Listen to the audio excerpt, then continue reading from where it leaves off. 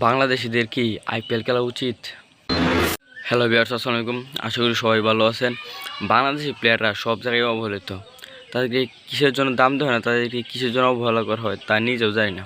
ধরেন দেখেন, আইপিএল এখন বাংলাদেশিদের কিনে নিয়েছে খুব পানির দামে, খুব কম টাকায় বাংলাদেশিদের কিনে নিয়েছে, নিয়েও তারা ম্যাচ খেলানোর জন্য দিছে না।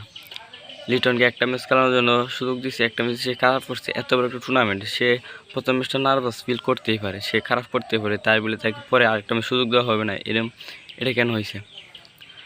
আর মুস্তাফিজুর রহমান, সে একটা প্রথম ম্যাচটা একটু ভালো করছে, দ্বিতীয় ম্যাচ খারাপ করছে, তার বিদায় তাকে আর কোন ম্যাচেই সুযোগ দেওয়া হয়নি কেন?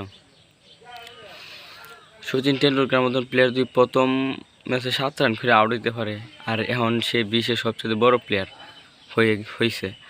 আর লিটন দাস বাংলাদেশের জন্য এখন সবচেয়ে হার হিটার ব্যাটসম্যান, সবচেয়ে বড়।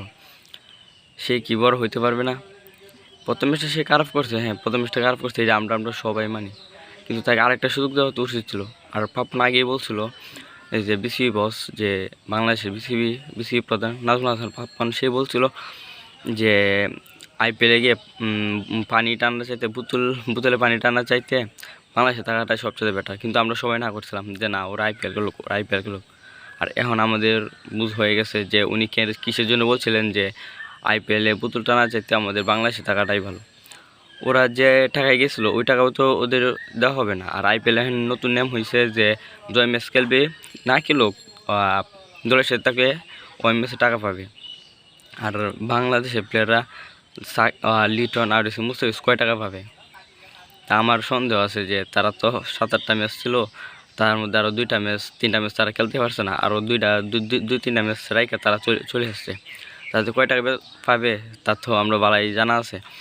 আর বিসিবি বস নাজমুল হাসান পাপন, তিনি যে সময় না দিতে চাইছিল, সেই সময় আইপিএল গভর্নিং কমিটি আর বিসিসিআই না করছিল যে যদি বাংলাদেশের প্লেয়ার দিয়ে উনিরা না দেয় খেলতে, তাহলে তাদেরকে আর যে আইপিএল প্লেয়ার ডাফে নিষিদ্ধ করা হবে। আমরা সেই বইয়ে দিছিলাম, আর উনিও হয়তো সেই বইয়ে দিছিল।